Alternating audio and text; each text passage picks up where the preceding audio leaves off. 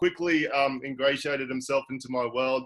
He is a black belt in sales jitsu for me, and the title of his talk is "Things That Kill Your Conversion: Hooting the Profit Back into Your Sales Calls." How's that, Tracy Welsh? How's that for a joke? And his profile says, 2 things taught me to adjust and adapt in this life. First, it was growing up in post-Soviet Union Russia in the early 90s. And he does have a few stories on that, which I'd love to hear.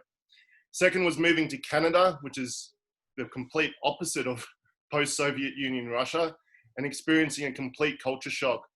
By sheer luck, he was able to land a job as a personal trainer in 2011, and that's where he was first introduced to high-ticket sales.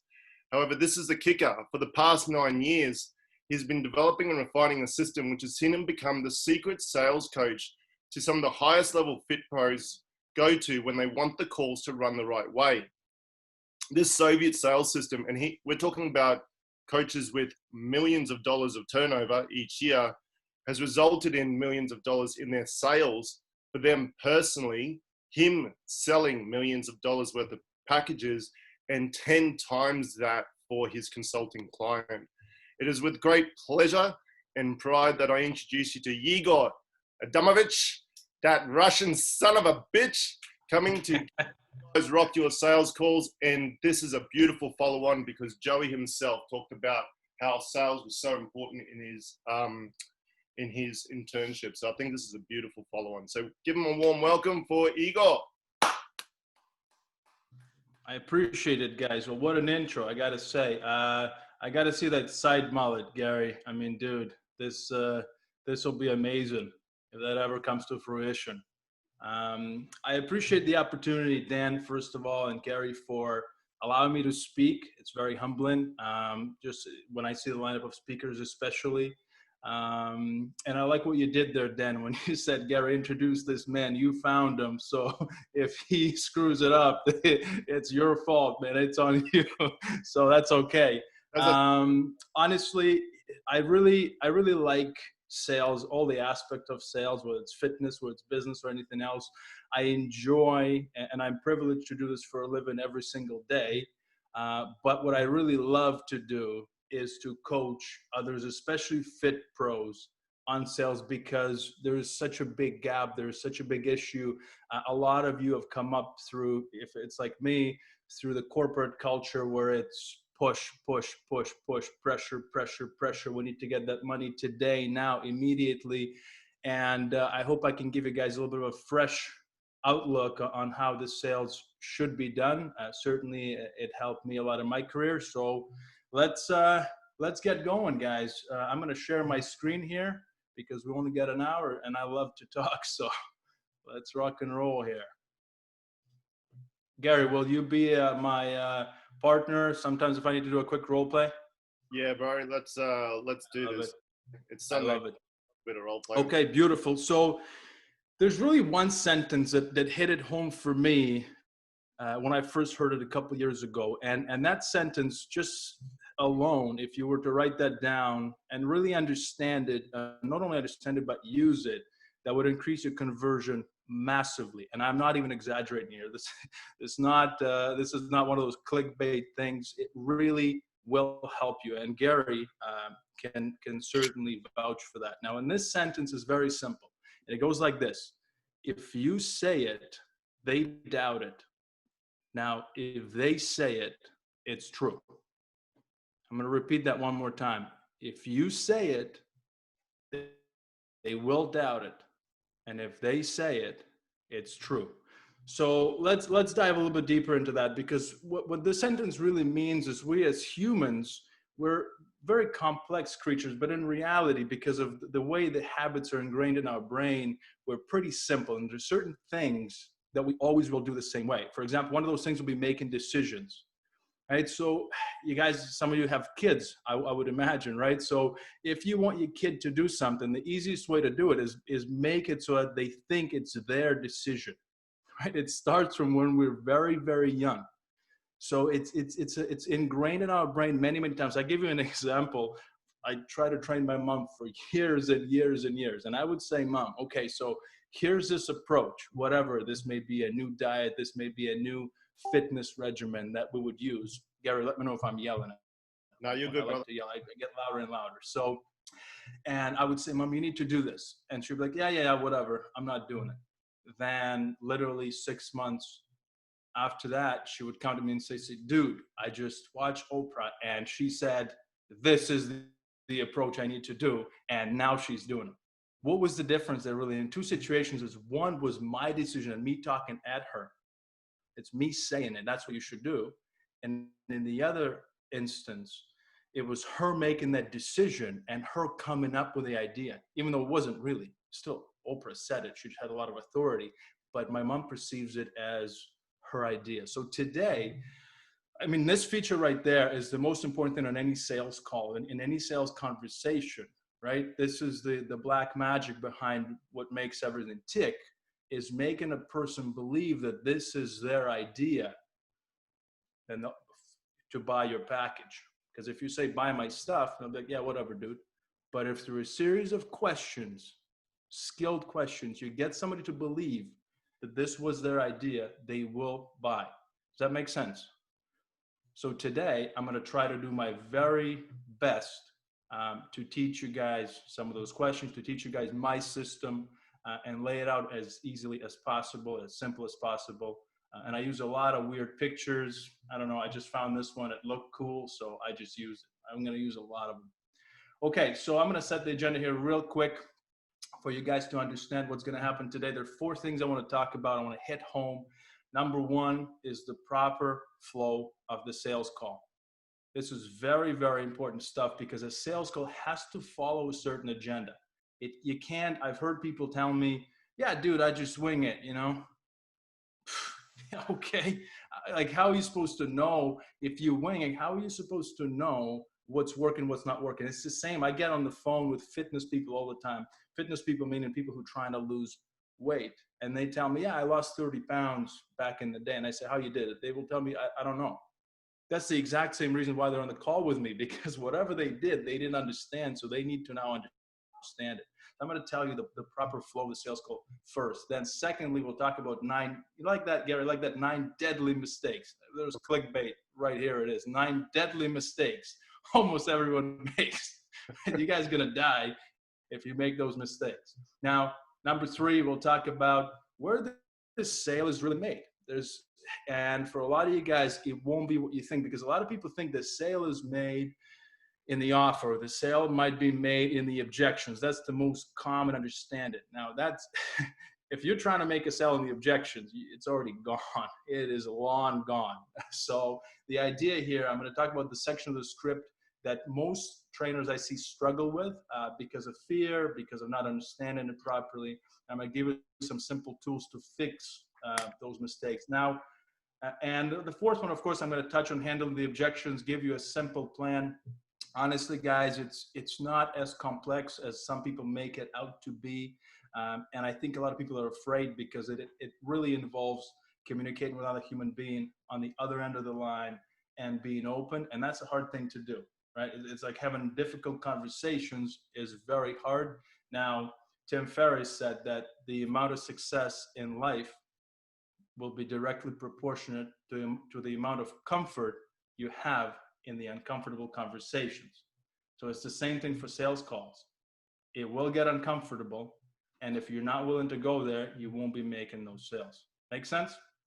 Okay, so here come weird pictures.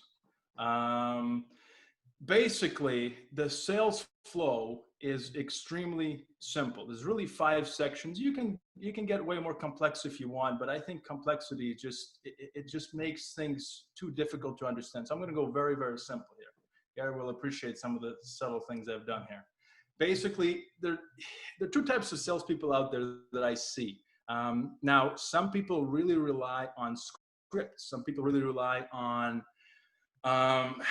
learned material. They have a certain thing. The other day I heard this one guy, I'm not even messing with you, his script was 72 pages and he was reading the whole thing. This is brutal stuff. 72 pages. Like, you are going to be a robot if your script is 72 pages.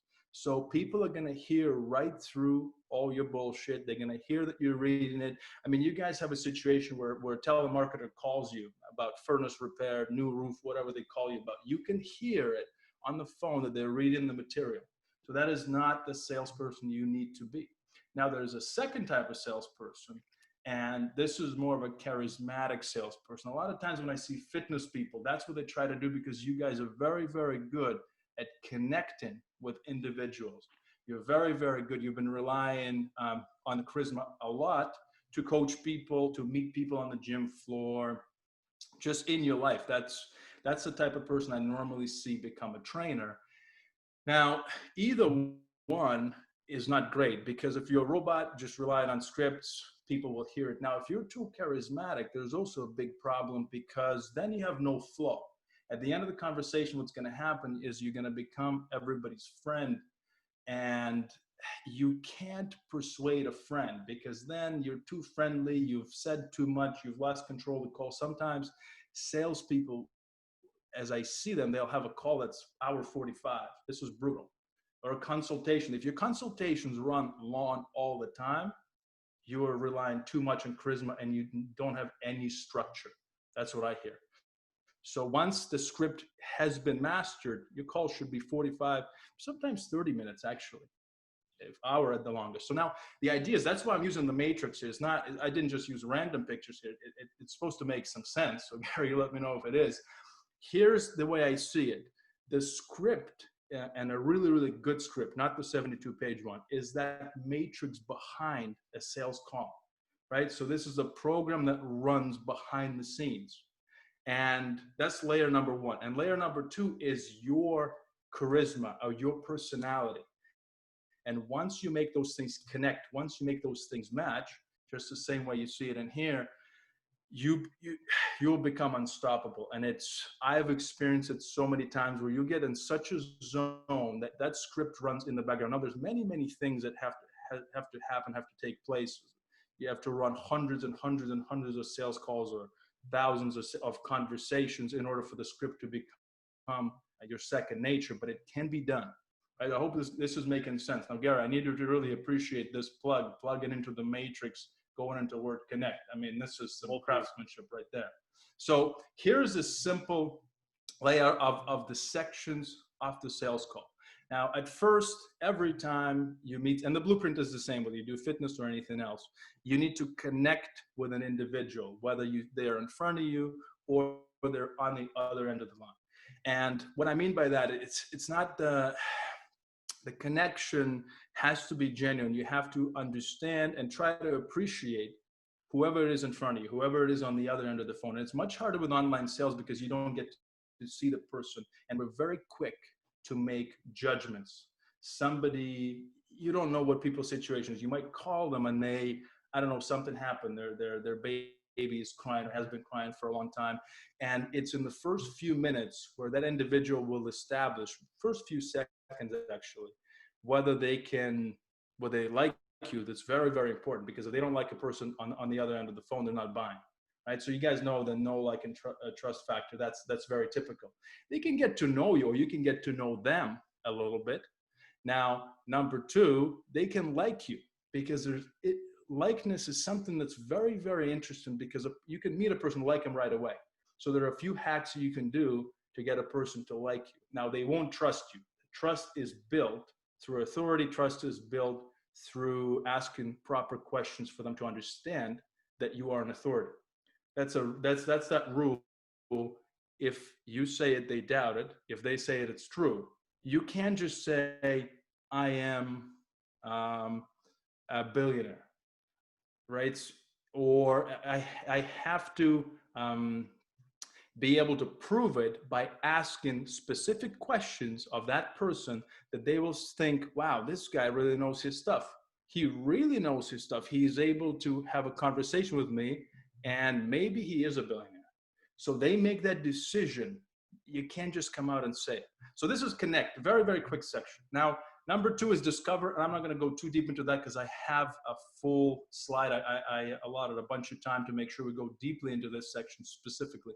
But this is essentially just discovering a person's pain. right? The main goal here is to find out about them, learn about them as much as you can, and find out why they're there. The deep, deep, deep why is huge. Now, number three, the third section of the script is where you pre-handle objections. Right? This is the big one. Pre-handle objections are qualifying the person. This is where the objection handling is done. And that's how you're going to know right here if the person is a fit for your program or if they're not at all. And this is big, because if you guys get down here and then you're trying to handle objections back then, some of the things you could have easily handled over here, the spousal, the financial, right, all the uncertainty stuff can be fixed. Then right after this section, you move into what I call a sell with a story part, where you've been listening up to this point, you've connected with the person, you discovered their pain, you qualified them, and you're pretty sure that they're going to buy. You know, guys, you get sometimes this feeling, you're like, okay, this person seems like they're going to buy right here. If they don't, they shouldn't be moving on to the next section. But if they do, you will basically tell their story that you learned in discovery right back to them.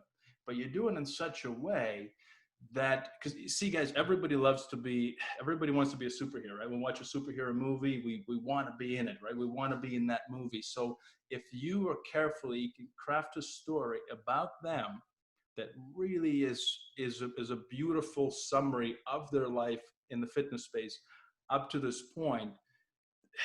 A lot of times at the end of it, you'll hear people tell you, wow, you understand me. I feel like you understand me more than I do. That has built such massive trust that just closing the sale is easy from there. And then after this, you present your solution, and you can do hours and hours on this section right here, because too many people absolutely butcher it, right? Because the solution, people listen to this whole conversation and at the end go into a canned solution that they tell to everybody, and the person can't ever connect with what it is that you're saying to them.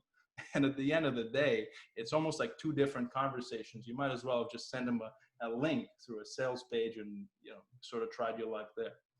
Anyway, that's sort of the massive overview. Now we're going to go a lot deeper into some of the rules of engagement that I have for every sales call here. Now, before I do, I want to talk about the three human states of mind. You call them frames in NLP. So basically, in every conversation, right, there'll be three states that two people will have. Now, you can have a superior frame, right? So that's you. Okay, so that's parents, right? Your parents talking to their kids, they will have a superior frame. This is you're talking to a coach. A coach a lot of the times has a superior frame because whatever they say goes. They're in charge. Right? There's secondary. There's an equal frame that you can have on the call, meaning just two equals talking, two people in the gym hanging out. Me and Gary just shooting the shit, that kind of stuff. Talking about him growing his hair out. And you can also go inferior. So inferior would be a student, talking to a teacher. That's an inferior frame. Always the strongest frames. I don't know if you guys have ever been to court. I'm not going to go into these stories. These is my Russian background, but I've been to court, and a judge has a massive, massive, massive superior frame. You can feel it in the air when you deal with a judge, or when you deal with a surgeon, or a really, really serious CEO, for example, because just by them being who they are, they're going to put you in the inferior frame, right? So when there's two conversations, the two people cannot be in a superior frame. It doesn't work like this. They are either equal, that's for the most part, or one is superior, one is inferior, right? It has to happen. If a person is inferior, then somebody has to be superior. There can't be two inferior people talking. It doesn't make sense. So on a sales call, you'll see guys these days, Dan Locke, Grant Cardone, they teach you his sales is pounding people into submission. And they teach you to go superior all the time. And what happens is the only people who will ever buy from you are people who are willing to allow themselves to go inferior on that call. So when you handle objections and you just pound it into them, what's going to happen is they will buy. And you guys I've had it early on in my career a lot, because I was just twisting people's arms, and they bought, they did, but they refund all the time, massive. At one point I used to have 50% refunds. We had a 10-day in our gym, 10-day refund policy, and people just refunded like crazy because I just was so superior with those people. So the same thing happens. Now, you can go superior, and some of those guys can, like if you're Grant Cardone, you have so much authority, it's different, right? But on a sales call, there's certain times that you have to go superior, certain times that you have to be inferior. You have to play your cards right. But 80 to 85% of the time, you have to be equal to that person. It's very, very, very, very important because in order to build trust, they have to feel like, you're part of you're the same as them. It's extremely important. That's why I even put this warning sign. I didn't put it for you guys. I put it for myself. I didn't want to forget to talk about it. So now a couple of rules of engagement for the sales call, and it's very, very simple. I'm going to run through them really quick. You need to be friendly, but not too friendly. So what do I mean by that? These days, people don't talk to people on the phone. Right? And even just when you connect in the gym, if you connect with somebody in the gym and you do an in-person sale, and if you're all like, hey man, how's it going? Dude, you need to back off. They don't know who you are. They have no idea. Now on the phone, it's 1,000 times worse because people don't talk to people on the phone anymore. And the only people who call are family and salespeople. And you're not family.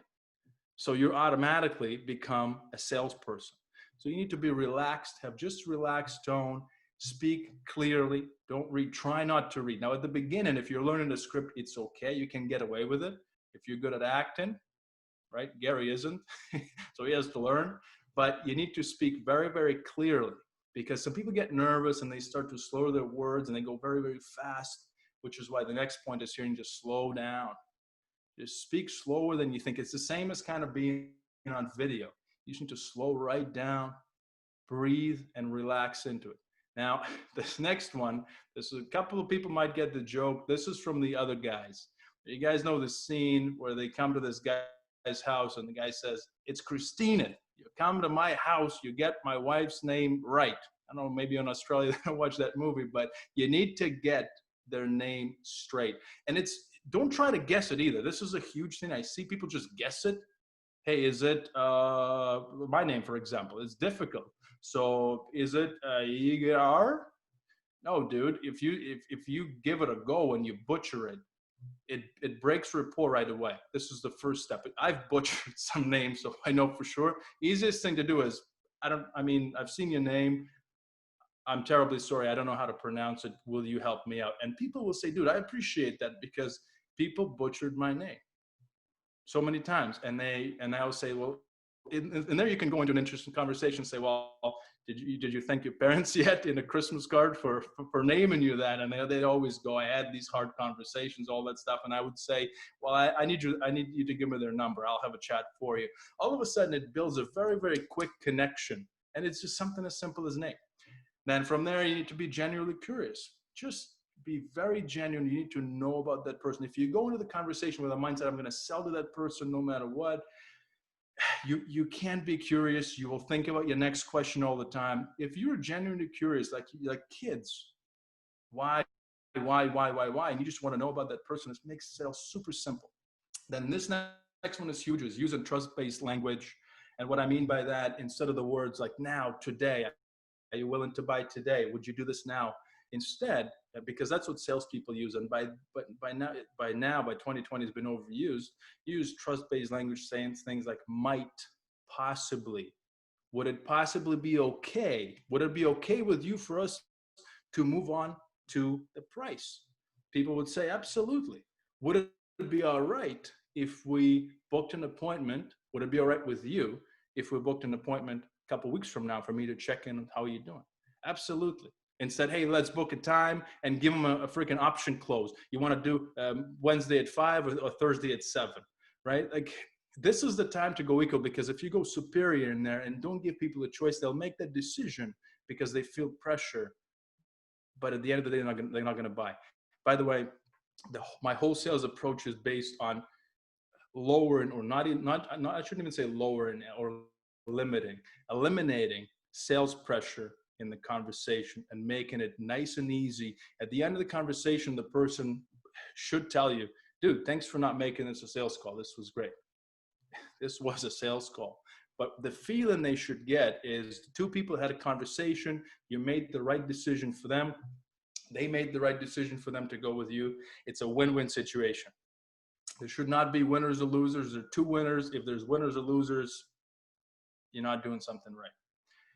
Then this one is clean up your language. And I don't mean in the sense of curse words, because you need to be yourself. If you're like me, I'll drop an F-bomb within the first 5 minutes of conversation. I can't change. This is the way I run things, and I need to be very real with who I'm working with. Right? And so if people don't like it, I'll usually get a good read these days. Don't just go dropping F-bombs if you work with professionals, for example, or moms. You want to be careful there. But cleaning up your language in a sense that a lot of people like to use words like cool, yeah, all right.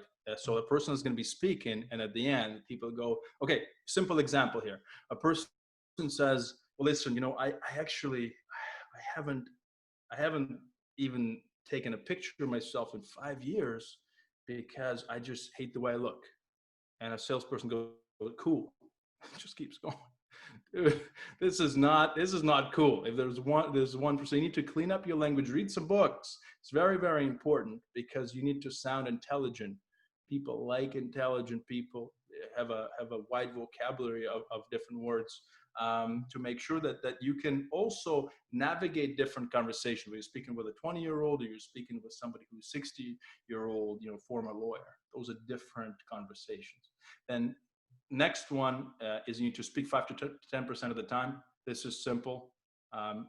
I review a lot of calls and I see people talk all the time. Sometimes when I review a call, I don't actually have to listen to what people say.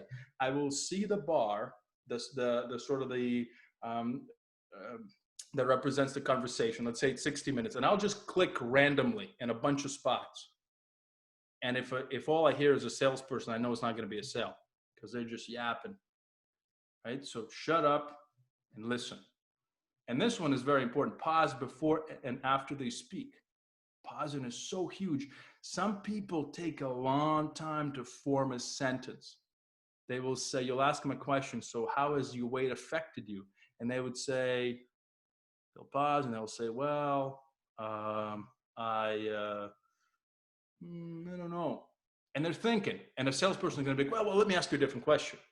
To just step back and let them think. So a good rule is, and I told Gary this early on, 2 seconds after you speak, 2 seconds after they speak. Just give them some space. It's huge. Just these things will make a massive difference. So now I'm just going to go quickly into the sections of the call quickly for you to sort of understand what's important in each single one. Right? And I'll use Gary really quickly here for some of the sections here, because it is extremely, extremely important that you guys hear the real conversation. Now, you see, we added a couple of things here. You connect, you discover, you pre-handle objections, sell them with a story, and present in a solution. But we got some of these little guys over here, and these are called frames. So frames and bridges allow you to control the conversation. Otherwise, it just flows randomly. Right? So we're going to start with a connection stage, and I'm going to go into every single one of these bridges. These things are the best part about them. You have to learn them by heart. You have to develop them and learn them. And it's, in a way, it's almost like when you're in the middle of a conversation, you've done hundreds of them.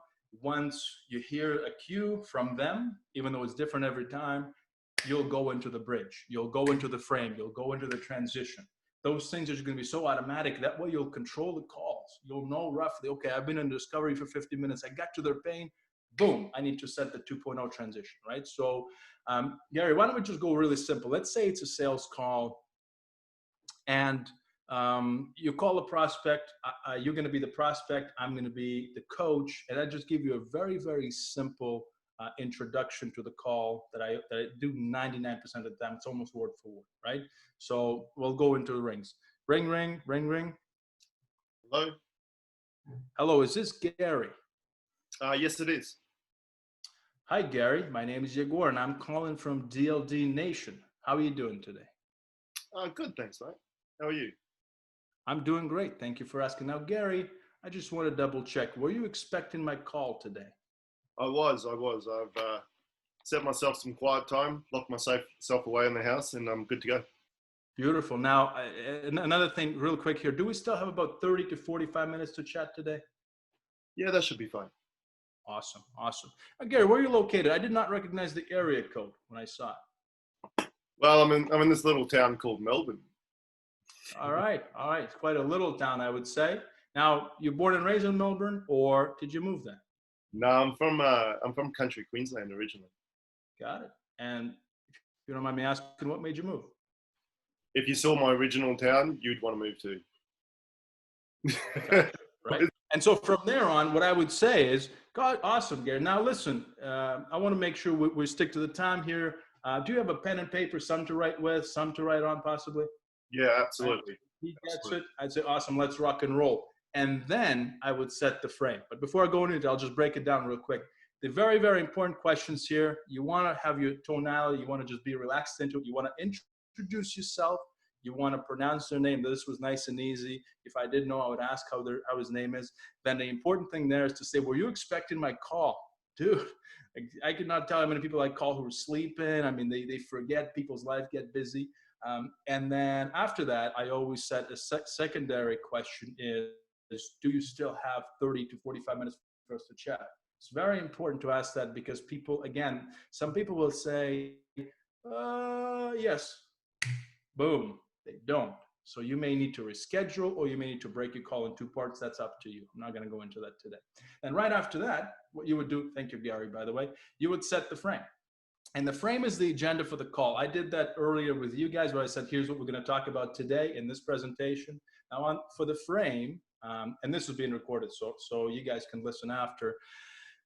It's a memorized agenda for every single call. You can have multiple different ones. Like for example, sometimes I would say, listen, you know what, Gary, I'm just going to set the frame real quick to make sure we're on the same page. Is that okay? Sure. Now, Gary, you know what? The best way to think about this call is actually like a two-way interview, right? Now, first of all, we want to give you an opportunity to interview us because you've had a lot of questions, I'm sure, about the program that you've seen, and I'm here to answer them, so right, you make them feel comfortable. Now, on our end, though, what we want to make sure is we allow people inside the program who are actually going to get results because we try to guarantee them. And the only way to do it is get the right people on the bus, so to speak. So I'm going to ask you a few questions. You tell them the agenda, right? To see if and how we can help you. And if we can, I'm going to show you how. We have multiple different programs available, so I'm sure we can slot you in the right one. And if we can't help you, that's a real possibility, then that's okay too. We'll come up with a game plan and we might just refer you out in this scenario. Does that make sense? Good. Ready to move on? Boom. Now you're in charge. This is a superior. Remember I talked about, right? This is a superior little bit right there that puts you in charge of the conversation. You are in charge. You're the doctor, you're the judge, right? So people know you're going to be asking questions. This is huge because you said it right before going into discovery, which is where you ask most of your questions. So after that, you go into the discovery, and again, I'll go hugely into that, and you find out what their real pain is. Massive, massive, massive. After that, you'll go into transition, what's called a 2.0 transition. As you would say, listen, let's suppose, once you know their pain, you would say, so Gary, let's suppose you were able to find a way for you to lose 50 pounds so that you can look great in that. I don't know, so this is most typical, right? You can look great at your wedding, or you can look great on the beach, so that you feel energy. So all those things that they told you, use their language, and then you would say, actually, you know what? Why don't we call that person Gary 2.0, new and improved? I just created that. Even I do every call. You create their identity, somebody that they want to become. So you use that 2.0 in the objections and many, many other things after that. But a lot of times I'll sign up a person and a few months down the road, they will get the transformation. They will say, hey, this is Trisha 2.0. They remember that. That's how powerful this stuff can be.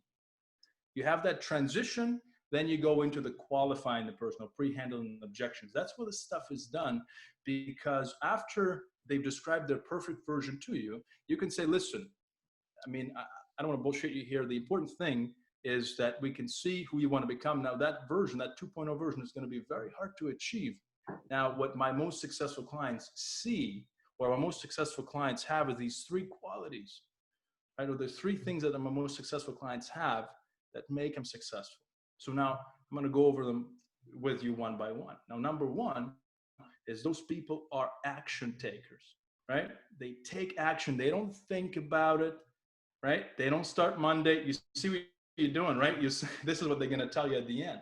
But they don't think about it.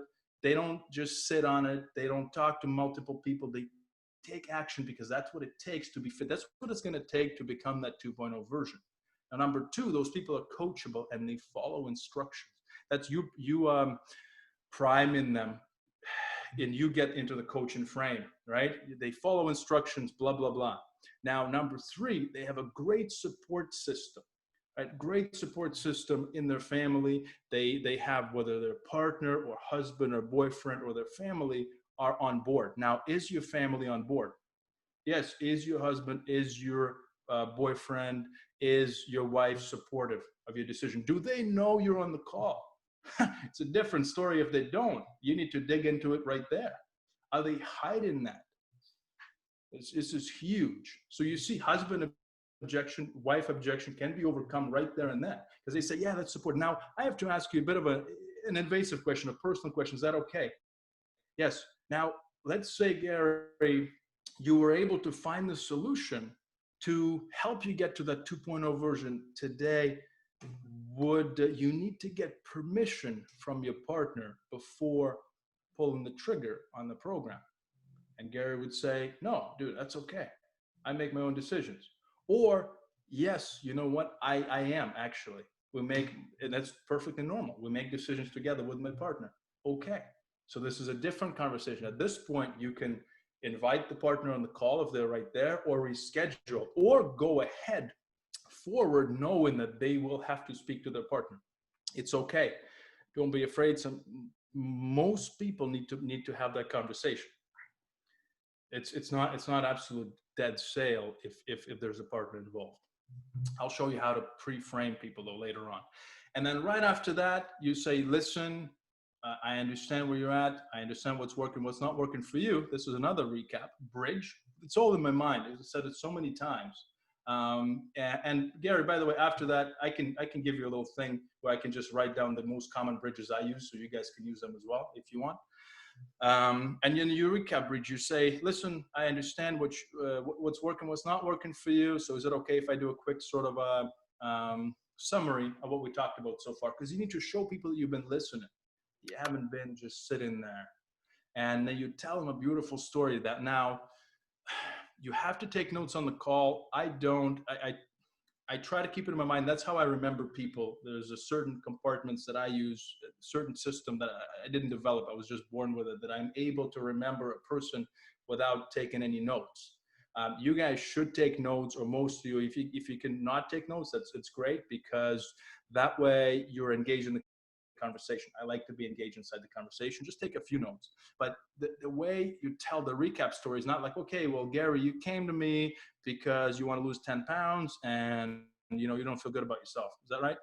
That's how most people do it. As opposed to say, Gary, you know what? So, you know what? You're 35 years old. You're trying to go a side mullet, and you know what? Things are not working for you, right? Because you've really been trying for the past 5 years, and you find yourself in the just absolutely stuck. And you've been trying to grow that side mullet, and you tried this and you tried that and you tried all these different methods, and you're just struggling. And you feel that if you just had support from the side mullet expert of the world, you would be able to grow it. That would allow you to just go on the beach and rock your awesome hair, do these presentations, all that stuff. So Gary, now did I miss anything there? Right. So you see, one is just a quick story. The other one is actually, and I would go a lot deeper into that. You tell somebody a real bio of themselves, and people would say, holy shit, I am stuck. This isn't working for me. So from there on, you would say, did I miss anything? People would say, oh yeah, by the way, you missed that. That's a massive way to build trust. If people just say, oh, you forgot this, it's huge. And from there, you transition to solution, where you say, now, Gary, after listening to your story, I'm confident I can help you. Or a lot of times you might say, we might actually be able to help you. It depends on the prospect here. If you want to go superior, you'll say, I'm confident that we can help you get there. If you want to be a little bit softer, you say, listen, we might actually be able to help you here. And the reason I say it is because, well, actually, we've done it many times. And sometimes I use this little trick I'm going to share with you guys. Is I would tell them, listen, actually, as a matter of fact, I'm not even going to tell you why we can help you, because I feel like you wouldn't actually even be this deep on the call with me if you didn't think we could help. And see what it does. A person would say, oh yeah, holy shit, that's true. So they make a decision that they wouldn't have been on the call if they didn't think you could help them. This is massive right there. Such a little Jedi trick. They say it to themselves. Absolutely huge. And by the way, one thing I forgot to mention, the easiest thing to connect with somebody is actually get them to teach you something. Huge. Just something I use pretty much every call. They tell you what they do for a living. You're like, dude, I never heard that. Or what's the hardest part about being a nurse? What's the hardest part about being this, a personal trainer? And that's because they invest a part of themselves in you. And once they do, it's very hard to say no at the end of the conversation. All right? Does that make sense? Gary, everyone clear so far? And then after that, you just present a solution. This is simple. The solution is the easiest part here, because if you've heard what they need and you have a blueprint, of course, of what it is that you're selling, presenting a solution is nice and easy. I'm not going to go super deep into that. One thing, once I go over mistakes, I'm going to tell you more. So let's move on to the next one here, because I know time is limited. So these are the 9 deadly mistakes. That's the slide people have been waiting for. I'm going to go really, really quickly over some of the things, some of the major mistakes that people make through the conversation. And, I need you guys to appreciate these little ninja slides.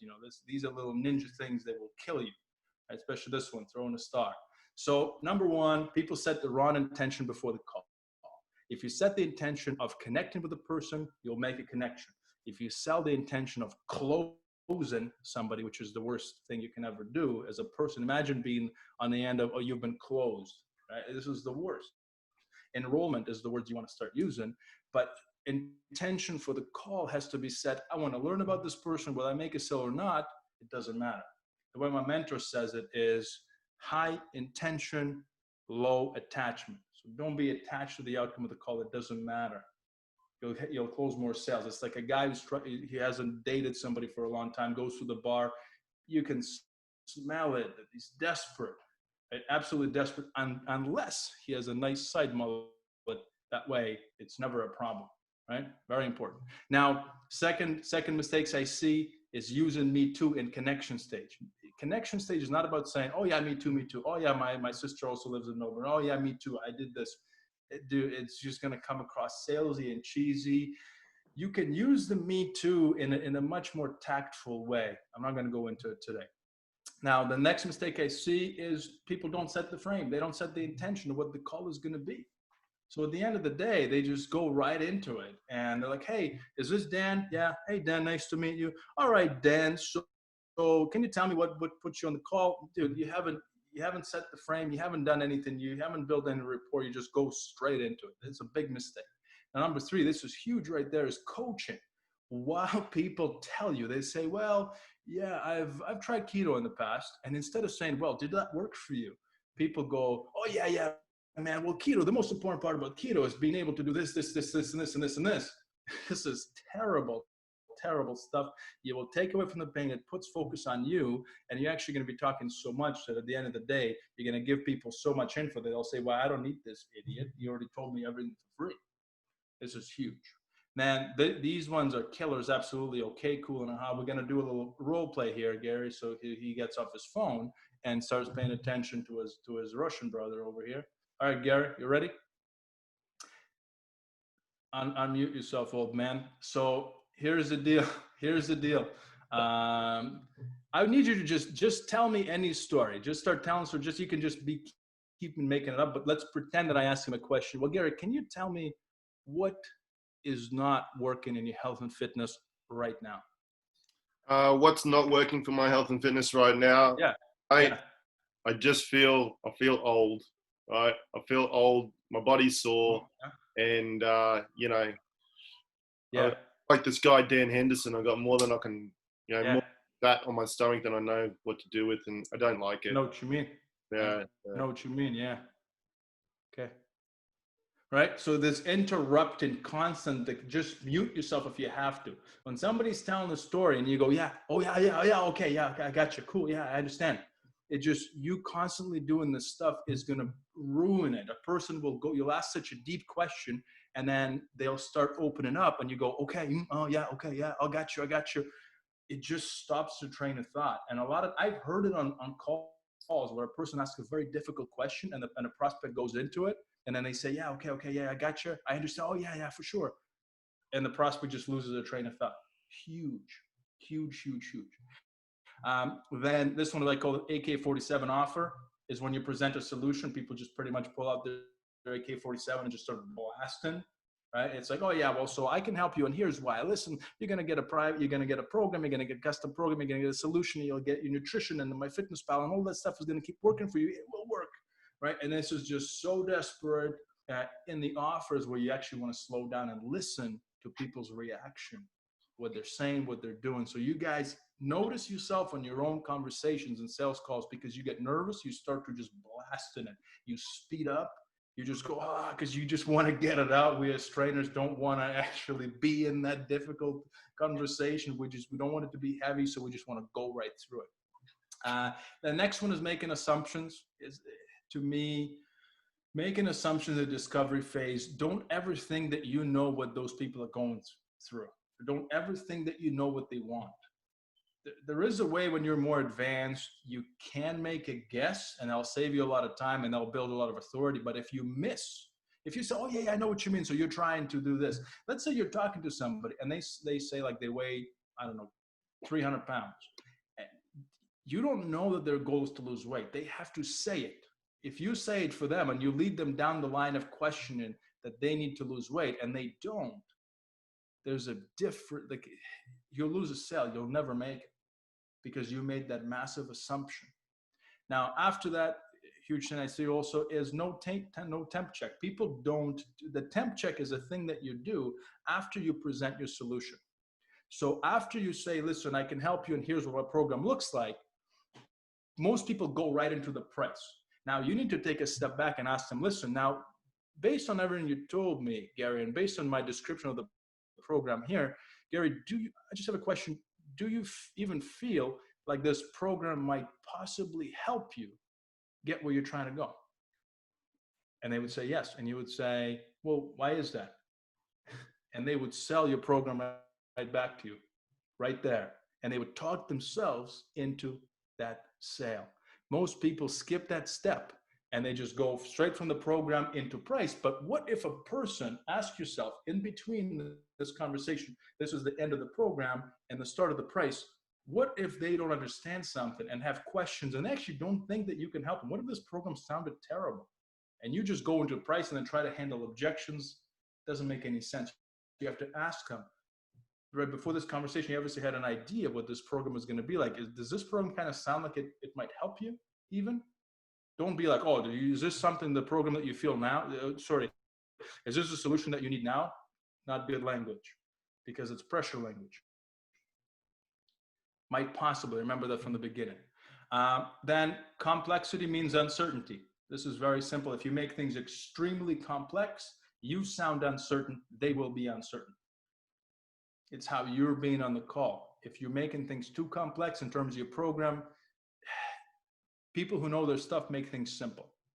And the last one, this is really, really big issue for me, is people try to use rebuttals when it comes to overcoming objections, these canned lines. I mean, ask yourself when it comes to canned lines, will they ever work on you? And secondly is, the canned lines are like pretty much, these dating one-liners. They really even work? Not really.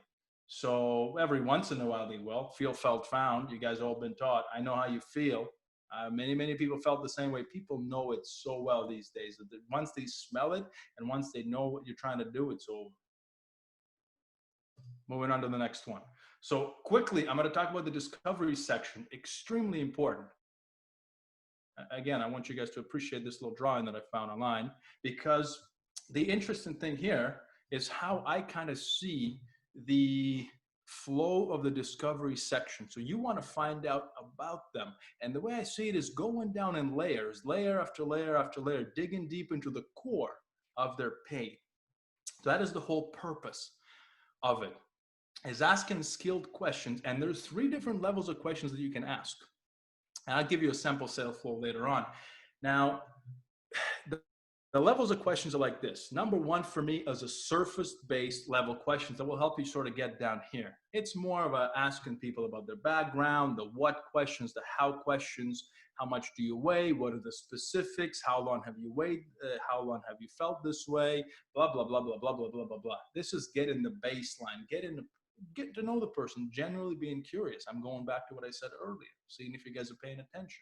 So trying to find out, hey, Dan, you know what? You got a lot of books on your bookshelf. I'm just wondering, what kind of books? Are they just random books, or are they books on certain subjects? Oh, they're more business books. Are you into business? How long have you been into business? Listen, what got you into it? You see what I mean? I'm building a story. I'm building the puzzle. Beautiful. Okay, so being observant. Now, the second level of questions are these why questions. They're very simple addition. How long have you been into business, Dan? Wow, 10 years. Well, what got you into it? Or why did you get into it? Very interesting. Why did you stay into it? I'm genuinely curious. I want to find out what happened there, right? So this is the why question. Second level gets you somewhere, closer to the middle, like peeling the onion or going deep to the core of the pain. And so after that, the third level of questions are these heavy bombs, and I'll share some of the examples with you. Some of the questions that really pull a person down and really center them. Questions like, why not stay exactly where you're at, right? What do you think is going to happen if you do nothing to solve this problem, Gary? Right? These are heavy questions. The tonality even drops down. Now, hope that kind of gives you a good visual in terms of the levels of questions. Now, there's 5 different categories of questions, and I'll read just a few examples from you from each one here. Now, number 1 for me is just kind of like general finding the pain. I call them feeler questions. They can be something, what's the biggest challenge when it comes to your health right now? Where are you stuck currently? What specifically would you need help with? Like I said, specific questions. Tell me more. What do you mean when you say? What makes you say that? Why did you mention? What's bothering you most about this? It's just simple things, just to get at the core of the problem.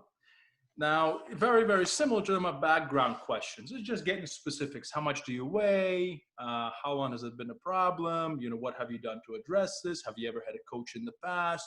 That kind of stuff. Very, very simple, but just finding out the background about that person, building a bigger picture, building a full story. Then from there on, you have your doubt questions. These are very, very good because it's creating doubt in a person's mind. Asking things like, what's stopping you from doing this on your own? Well, dude, I've tried for 10 years. I wasn't able to do it. So what are they doing? They're telling themselves that they can't do it, right? Do you have a predictable process that you can rely on to lose 10 pounds safely and efficiently? No. They just told you that they don't have it, right? Very, very important. What do you think is the bottleneck in your process right now? Why do you think you're not able to lose weight? I don't know. Have you tried looking for help? No. Or yes. Oh, what were the results? These were my results. Why do you feel like you need a coach? Well, because I can't do it on my own. They just told you right there and then. Now, next level of questions, next category is your solution questions. Have they tried to find a solution? What have you tried to fix this? Has anything worked? Why not? Or why did it work? How long have you been trying to fix this? Solution. Before finding me, this is a gold one right there. Before finding me, have you been out there looking for a solution to help you lose X number of pounds? Because they will tell you. Have you had a coach in the past? Very, very important. Why are you looking for a coach? And then this next one, this is the heaviest one, is the third level of questions in the 5th category, is the cost questions. Now, these need to be very carefully distributed because you can't ask a cost question right away. You're going to bomb the call. So what you need to do is ask questions. Listen, Gary, is that okay if I ask you a personal question? Yes. Are you sure? Okay. Now, Gary, why not just stay exactly where you're at right now? Why even bother trying to fix your health? It's massive. You see how heavy that is? It's extremely heavy. You need to ask for a lot of permission before jumping into a question like this. Why even bother with, right? How would you feel 5 years from now, Gary, if nothing changes? This is real. This gets people right to the core, right to the core. Super important. So now I'm just going to give you a sample sales flow. Just very quick sales flow right here. Just throw it together, nothing too complex. Goes like this. My first question is, what made you book a call? Well, I've just kind of, looking. Most people will just tell you a story. I've went to school. I've been really, really fit before, but, blah, blah, blah, something came up. Hey, what'd you mean when you said, something came up? Well, got in a car accident, blah, blah, blah, blah, blah, blah, blah, blah, blah. Put some weight on. Okay, so why don't we get some specifics in terms of where you're at right now before we move any further? Can you tell me what's your weight, what's your age, what's your height? This is where I'm at. This is where I'm at. I weigh 300 pounds. Now, okay, so is that where you want to be? You see, I'm almost playing it dumb here, right? This is the charismatic / Neo from the Matrix, right? I can just say, is that where you want to be? Or I can say, so is that where you want to be, Dan? No, I just came up with this question, even though I asked the same question every single time. No. Well, why not? Well, I don't like the way where I'm at. I don't like to weigh 200 pounds. Gotcha. So what have you tried to lose weight? What worked? This and this and that. Got it. So I'm just curious. Why not just give it one more college try and do this on your own? Just go to good old Google University and just figure it out. Well, I've done it so many times. This is a solution question. I've done it so many times, nothing worked. Gotcha.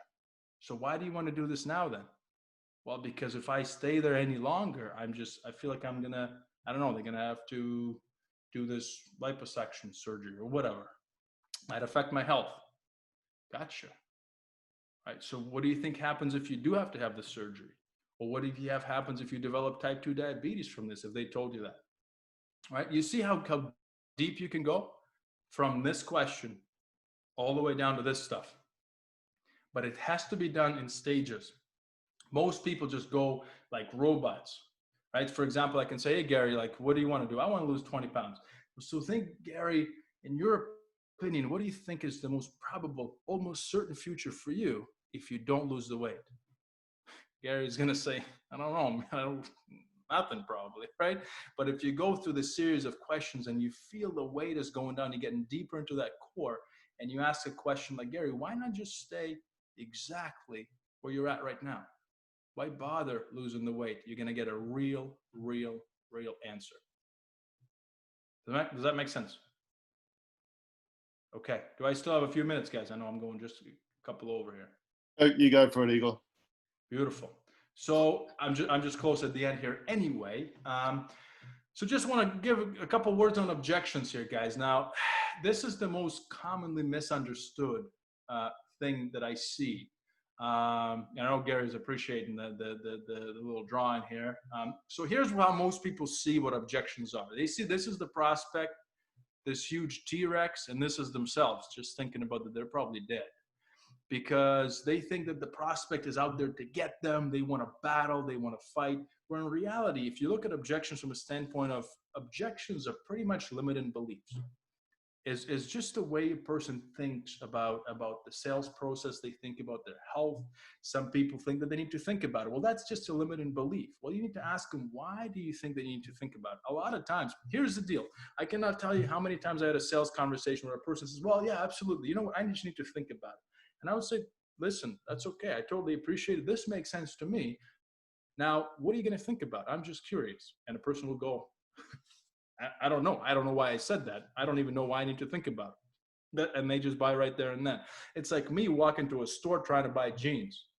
I walk into a store and a person will say, can I help you? What am I going to say? No. Because it's conditioned response. When in reality, I get to this rack and I'm like, Jesus, I have no clue what I'm doing right now. I wish I said yes, but no, I can't go back. So sometimes it's a limited belief that people just want you to have a conversation. So when you look at it this way, it's not them trying to get you. It's not them like, oh, why are they not buying? It's more so a limited belief that a person has. They don't want to invest in themselves because they've never done it. Their family has never done it. So it's up to you as a coach to be strong there for them and not talk them into it, talk to them and coach them through their limited beliefs. The same way you do in your coaching sessions until they make that decision and they're going to purchase. So the three most common types of objections that we hear on the calls are uncertainty objections. So I need to think about it. You guys got one of those before? Yes, 1,000,000%. That's the big one. Then secondary is spousal objections or partner objections, and then your financial objection. Massive, right? So the most difficult one to overcome is the uncertainty objection. The uncertainty objection comes from your process. You haven't covered it. Whether you haven't covered it earlier on the call, uncertainty objections is a person just doesn't know that you can help them. They don't believe it, and they don't want to tell you that. You haven't covered some. Also, uncertainty objections are going to come if a person is overwhelmed. If you talk too much in your presentation and you just overwhelm them with all the material, the great stuff that they get, at the end they will just say, well, I need to think about it, because they haven't even had time to literally think about it. You need to always check in with them when you do a presentation. You will say, does that make sense? What are your thoughts on that? What do you think of it? What are your takeaways from this? Just have a conversation while you're presenting. But the uncertainty is difficult, and you need to overcome the uncertainty objections first. I'm going to show you how to do it later on in the next slide and the last one. The spousal, you can overcome like I showed you earlier on, early in the conversation. Here's why active listening comes in. If a person answering your questions, they always say, well, we, you know, well, terrible dad joke. Unless they're French, they have a partner. Pretty good. So if they always say we, then they, I'm gonna have to get this laugh out. Just keep up with that. So here's the idea. If they say we all the time, what needs to happen is you need to say, well, you say we quite a bit. Like, do you have a partner? Got you. Do they know you're on the call? Are they supportive? Good. If, let's say there's a solution that we can come up with today, will you need to check in with them? Will you need to, and the way you say it is, do you need to ask for permission? Because if you're saying, yeah, check in with them, they'll say, yeah. But if you say you need to ask for permission, here's language. A person will say, well, no, you know what, fuck this. I don't need to ask anybody for permission, especially men. They will say, well, I don't need to ask for permission. I make my own decisions. They will just eat their words, because at the end, when they say, I need to talk to my wife, you're like, well, listen, hang on a second, dude. You just said earlier on that you make your own decisions. It's very easy. And then the financial ones, a lot of logical ones. Sometimes they're real. A lot of times they're not. It's just not, you haven't showed them the worth of the program. But if you do things in stages and do it properly, a lot of times at the end of the conversation, people will tell you, dude, like, I actually thought this program was going to be twice as much. If you're hearing that a lot, first of all, your prices are too low, most likely. Now, if your prices are decent, then you're doing a good job. And, when it comes to handling objections, to me, it's not about fighting a person. It's not about proving, like, it's not about having this, like, just tug of war, just saying, wow, this is it, I'm resistant. It's more about flowing with them. I don't know if you guys do martial arts, but in jiu-jitsu, there's such a thing as flow. You need to flow with your opponent. And a lot of the times, the best guys are they're like rubber, because they think, what are they doing? They're not resistant. Next thing you know, you wake up in the hospital 3 weeks later, right? It's very, very subtle.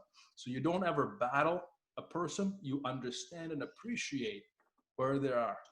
And then from there, you coach them. This is the proper way it's not using the rebuttals and canned lines and saying, well, you know what, you told me earlier in the conversation that you need to make your health a priority. You're going to die. So you're going to die. Like, this is terrible, right? You need to have a conversation and say, listen, is that okay if I keep you accountable to something that you said early on the call? Are you sure, Dan? Yeah, okay. They give you the permission. Now, listen, man, I don't mean to overstep, but early in the conversation, you mentioned to me that this happened. Now, what you tell me right now is this. Now, can you please help me understand what's going on? And the person might just tell you, dude, you know what? I'm just kind of nervous. Hey, that's okay. Not a big deal. That's why we're here. That's why we have this conversation. Let's get it out there. And then the person will, they'll feel comfortable. They trust. It's building trust with them. And you guys, such good coaches, that overcoming objection should be very easy. One thing not to do is don't ever rebuttal. Don't ever use rebuttals, and don't fight them. This is the one thing I see all the time on the calls. People just fight other people. And then from there on, just as a simple flow, it's not taken really literally. I mean, just this looks like crazy stuff here, but it's very, very simple. The objections comes in. We have this little bomb. That's the objection. That's how most people see it. That's a biggest mistake, by the way. That's why I used it, is because objection, you should expect it. Don't expect an objectionless close. Don't expect at the end not to be any questions. But objection comes in. First of all, you need to clarify. Well, you mentioned it's too expensive. Well, when you say that, I'm just curious, what do you mean? And the important thing here is just to be calm. You need to relax. The best hockey players, some of the guys who are really, really good, I live in Canada here, the hockey is huge. Their heart rate slows down when they have a puck on the stick. They're in their element. The best ones, the shittiest ones, their heart goes through the roof and they just can't control it. Right? It's any sport.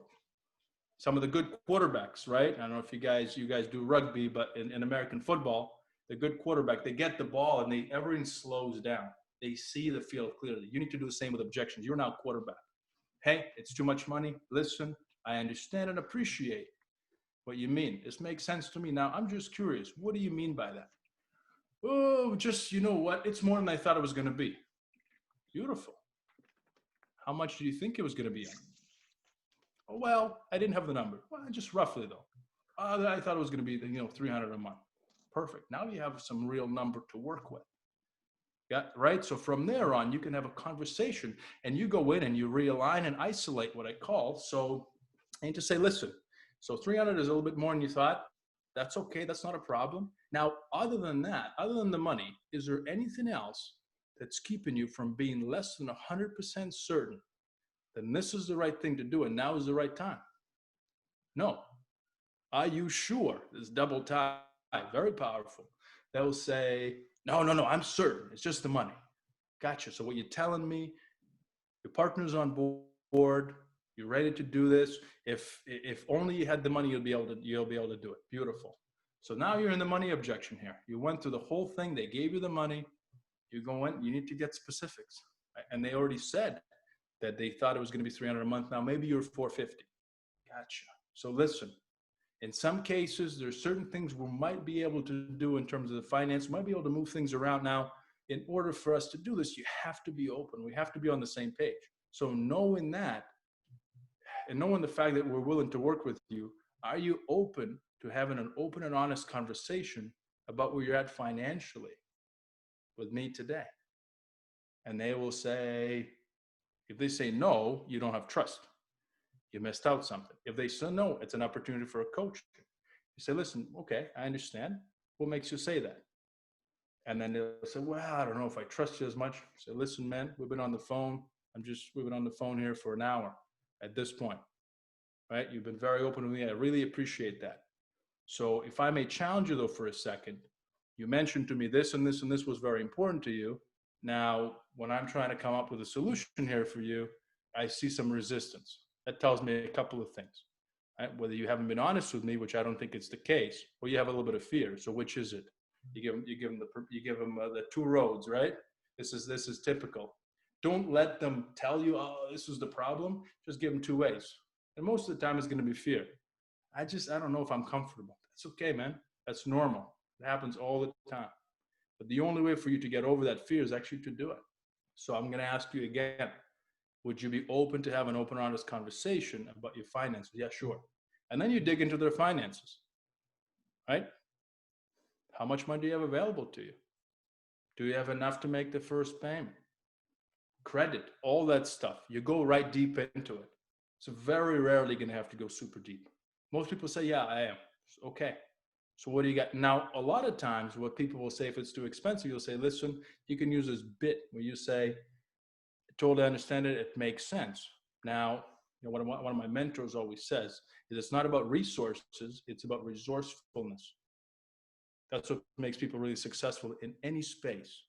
So instead of seeing, that there is no money, instead of looking at it this way, why don't we take a look of where might you be able to find the money to make it work? And instead, you start working on the creative solutions with them rather than, again, fighting them. Does that make sense, guys, so far? This is the financial one. Now, the most important one to always overcome is the uncertainty objection. And it'll come early. Say, I'll need to think about it. What do you mean by that? Right here. What do you mean by that? Oh, I'm not, I don't know. I just kind of like to sleep on things. Gotcha. So other than that, other than the fact that you need to sleep on something, is there anything else? You see, I'm going realigning them that's keeping you from being less than 100% certain. And this is the right thing. And now is the right time. No, just I need to sleep on it. Gotcha. Is that okay if I ask you an honest question? Yeah. Is that how you always make decisions? Yes, I always sleep on it. So is that okay if I sort of challenge you on this? Yeah. Are you sure? You didn't sound certain. Yeah, no, yeah, I'm okay with that. Gotcha. So would it be fair also to say that because this is the way you've made decisions constantly about your health is the exact same reason why you and I are on the call today? Because at the end of the day, I'm in the spot in life where I'm at is because the way I make decisions, and you are in the spot where you're at in life when it comes to your health is because the way you make decisions. So at the end of the day, it comes down to the fact that if somebody wants to change, they can't keep doing things they've always done. Does that make sense? Like they have to start making some different decisions. So would you agree that if you want to change, it's time to make it just time to start making some different decisions? And maybe we start today, right? It's just having a conversation with a person. They will say, yeah, you know what, that makes sense. And this is the uncertainty, one of the most difficult ones. They have to be overcome throughout the conversation. And sometimes not every sale is going to be made. Some people just are very set in their ways. I've had people tell me, no, I need to think. Yesterday I had a lady on the phone.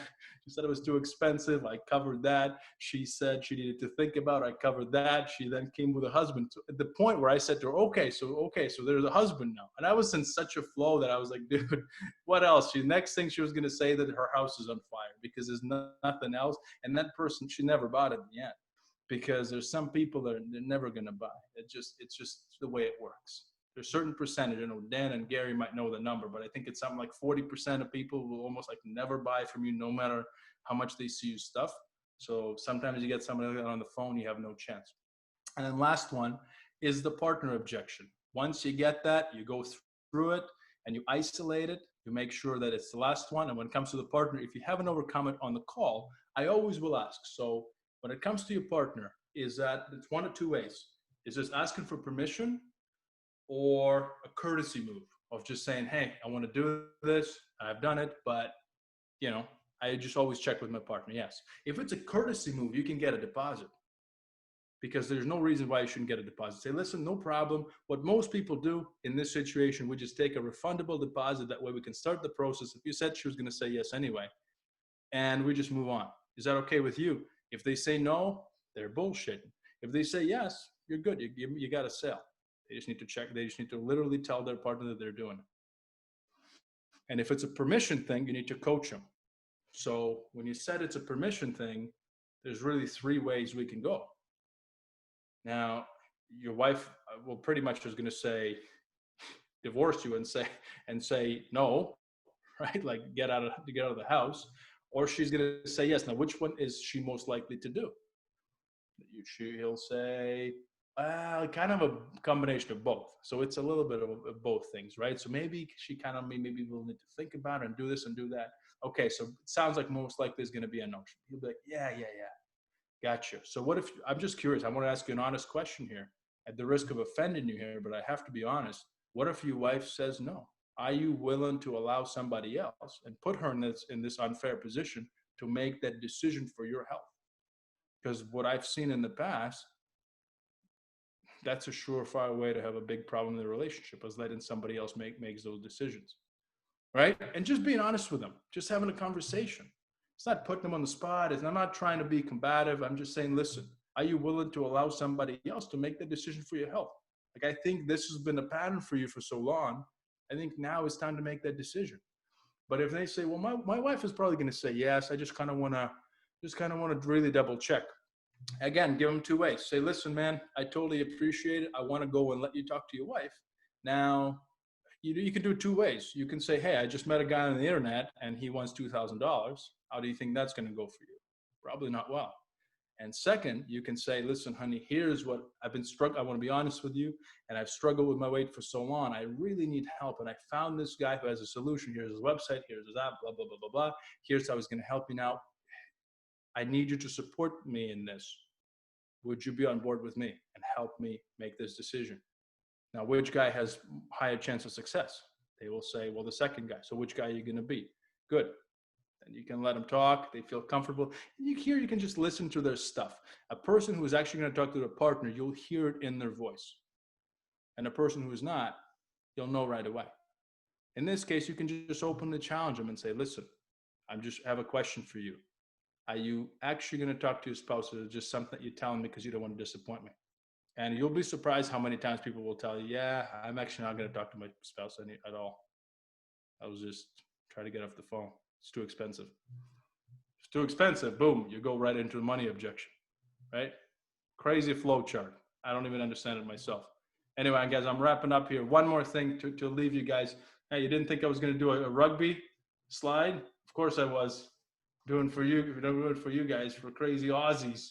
So here's the deal. There are a couple of takeaways about the sales call. It's very simple. You need to be a problem solver, not a product pusher. Number one, solve their problems. Don't push your product. Secondary, you have to have a blueprint, but you need to relax into it. Embrace your inner Kevin Spacey when it comes to acting, not other off-ice stuff. Just act it out, put a little flair on it. Make it your own. And then third one is just actively listen, because people who don't listen don't make sales. It's little things that people will tell you you need to pick up on. Anyway, I'm done. I appreciate the opportunity. Thank you for, sorry for going over time. And yeah, thanks for having me, guys. Very nice, Yegor. Very, very nice. Now, there's some activity going on in the chat, and I know how much you love that. So I'm going to read them out to you. I know. I didn't even like antagonize it today, Yegor. I'm usually stirring the pot, but I'm not going to. All right. You should have been, because Gary knows, man. When you're in my program, there's no chat. You're on mute and you ask. But this, I was talking for too much. Anyway, go ahead. I've spent many hours on the phone and on Zoom with you, mate, and that was an outstanding presentation. So I really appreciate it. Thank you. So I'm just going to backtrack and review through some of the questions there. I might go in reverse, actually. One of the feedback is, so much of your conversation dialogue seems to contradict what is taught and the fear of the person walking away and finding their own solution. But in actual fact, it opens up the client and better understanding the process that they've already gone through to get to her. I now feel so much more confident in asking those questions to get trust from the prospect. Yeah, absolutely. Like, this is why I love the way that Yegor approaches these calls. It has improved my sales game 1,000%. And this is coming from someone who had to reboot it and dust it off after many years of just dealing with prospects that were so hot. I could just basically say anything and I'd get away with it. But this has really forced me to really adapt and step up my game. So Yana says that was amazing. So many takeaways. I'll get back to the feedback. Where's these questions? Reflecting. Stephen, can you add more to your question on reflecting, please? You can unmute yourself, mate.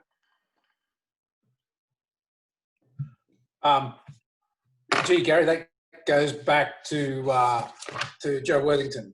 So don't worry about it. Continue on. Oh, perfect. All right. Oh, I went so far back, I addressed it. Any questions from anyone else so far? Gary, I felt like my presentation was so long. I can see your side mullet just growing, man, in front of my eyes, man. It got longer. This side grows differently than this side. I don't know if it's because I sleep in it or it's a genetic. Good, man. It got longer. I can see it already, man. Just I watched Doco on lizards, and they puffed up on the side when they were in a combative situation. So maybe that's what's happening to me. Uh, Josh has the same problem. Tracy wanted to know about the 3 levels of question in discovery. What key descriptor words were they again, please? So she wanted to know about the 3 levels of questions. Can you quickly go over that again? The three levels of questions. Okay, so it's kind of like going and peeling the onion. So you need to think about the first level is just digging a. Sorry, my brain's already blasted. I'm talking about the onion. I'm talking about the earth. So the first one is sort of like the what and how questions, just the typical information gathering stuff. So what are you trying to achieve? What are you looking specifically to get by having a coach? How long has that been a problem? What have you tried? What worked for you? Did you enjoy doing keto? Yes or no kind of answers, simple answers. Now, the second level is, it's just pretty easy. It's just an add-on. It's a why question. So what have you tried to lose 10 pounds? I've tried keto, this and this. Gotcha. So what worked for you? This worked. Well, why do you think it worked? Why do you think it didn't work? Right? So this is very, very important, right? What's the time frame on you losing this weight? For you to lose this weight? Well, it's 6 months. Well, why? Right? It's an extra add-on, taking a person to a deeper layer, getting them to center themselves a lot more. And then from there, you just go deeper into these like just heavy questions that really look into a person's soul and asking things like, well, why even do this at all? Why not stay exactly where you're at? Or if you keep going the way you're going right now, do you feel like you're going to get the same issues that your family has? Diabetes, this is heavy stuff to ask, but it's a very, very honest question. And this is the one, guys, that I see trainers never ask, because it's uncomfortable to ask somebody that you just met. By saying, if you don't lose the weight, what do you think is going to be your future in 5 years from now, in 10 years from now? Very, very heavy. People will cry here. It happens all the time because it's real pain, and they've never said it. I hope that answered those kind of like the 3 different levels, and there's 5 different categories of them. And I can if people have questions on those, they're pretty simple. Thank you so much. Hoff, was your question answered? Just give us a yes or no. Got it, Tracy. In the discovery phase, Hoff wanted to know what was the second to last question in the discovery phase. Second to last question. Second to last. Oh, in the flow? Yeah, so it was like, what made you book a call? What did you mean when you said, let me get some specifics, da da da da da da. Gotcha. The last one was, in your opinion, what do you, and I couldn't keep up. Gotcha. That's a big one. In your opinion, this is a difficult one. You always want to pre-frame it and say, I just want to ask you a personal question. Is that okay? Sure. Now, in your opinion, Michael, what do you think is the most probable, almost certain future for you if you keep doing what you're doing? Right? You see how heavy that is? Just super heavy. Because what is the most probable, almost certain future for you? And they say, man, I'm going to die in 5 years. And this is heavy shit. You just need to, again, don't do cool. Okay, yes. Don't coach them.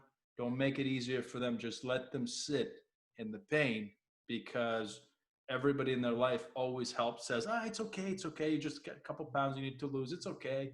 You just need to be on insulin. It's okay. You need to amputate your leg. It's okay, right? It's not okay. So you let them sit in that pain, because you are a person who they trust and who has to have their back. You're the coach, and coaches tell people things they need to hear, not what they want to hear. You're not a motivator. Anyway. Yeah. Awesome. Thank you. Will asked a question, and I think this is referring to like colder leads from Facebook ads, less qualified leads. It says, when the person answers the call and you get, no, I never left my details anywhere. How did you get my details? Yep. Even if their name is on the lead form, is there anything that you can say before just letting them off the phone so you can make an impact and potentially have them as a potential client in the future? That's actually an Anna question, not a Will question. I should clarify. Yeah. So if they just go from cold traffic like this, I mean, number one, yeah, that's definitely not uncommon. You hear this quite a bit. People just leave their stuff and they forget. It's one of those things you just have to remind them and resend it. They say, well, you never left your details. Well, I have your information here. Do you think maybe your friend left you? Have you been browsing stuff around? Have you been looking around? Are you looking for coach and help? Hey, it's okay. Not a big deal. Before we leave here, because I'm sorry, this may be a wrong number. You know what? Here's you can check the website, blah, blah, blah. Maybe that will refresh your memory. But I would get them on the phone right there and say, listen, can you check the website? Maybe you did, maybe you made a mistake. Sometimes, to be honest with you, people like that, you need to look at your energy and what's it worth to spend that energy on. And a lead like that, a person who just booked a call and didn't even give a shit, to be frank, that may be not the person you want to work with, right? Just, that's it. If a person is being combative on the call with me, I will call them out very, very quickly. And I will say, listen, it sounds like you're upset. What's gotten you so upset? Well, I just want to know the price. Yeah, that's okay. I would love to share that with you. However, I'm sure you can understand and appreciate that we have a process that makes us successful. And actually, for a doctor to make what's the word I'm trying to look for? A prescription without knowing clients or patient's history is illegal. So I can't make that prescription. I don't know if we can even help you. So how can I tell you the price? So are you willing to stick with me and stick through our process in this conversation? And are you willing to go through it with me? If you are, I would love to have you with me. If you're not, then that's okay. But in this case, this conversation is over. Right? Nice talking to you. And I just get them off early. Thanks, folks. Are there any final questions before we let Yegor tuck himself in for the night? It is nighttime for him over there, and he's definitely given a lot. No final questions. Yegor, let me just say, mate, I hope everyone can see why I respect you so much as a person and how you conduct your business. It's just an outstanding way of doing it. Sales is one of the biggest things that a lot of people struggle with, and it's one of the most crucial things for your business. So it definitely helps frame that. They want to know more about you, Yegor. You got some. How do we find out more about you? You've got an Instagram account full of amazing infographics that. You know what? I always look for friends on Facebook. Just add me on Facebook. You can pop in, ask a question. I don't have a product to sell. There's nothing that's what I told you right away. I really appreciate just having the opportunity. I enjoy the coaching side of things. Add me on Facebook. Let's be friends. Slide in my DMs. Just with some dirty message. Don't tell me how you met me. Let's just rock and roll. And let's have some fun. I'll post some good stuff once I get my Facebook going eventually. But if you have any questions, just send me a DM. Anything sales related, no problem. I'll send you the bill. Now I know your addresses. Yeah. Just send them all to Daniel J. Henderson. You bastard! You son of a bitch. That's Daniel J. Henderson of FTI Global, and just make sure they're all timestamped for after 9. Yeah, you're gonna buy hair extensions for the moment. I'll send you them for Christmas, man. Yeah, send them to me for Christmas. I'll send you some stickers, folks. Give Yegor a big round of applause for making the effort. Thank you, guys.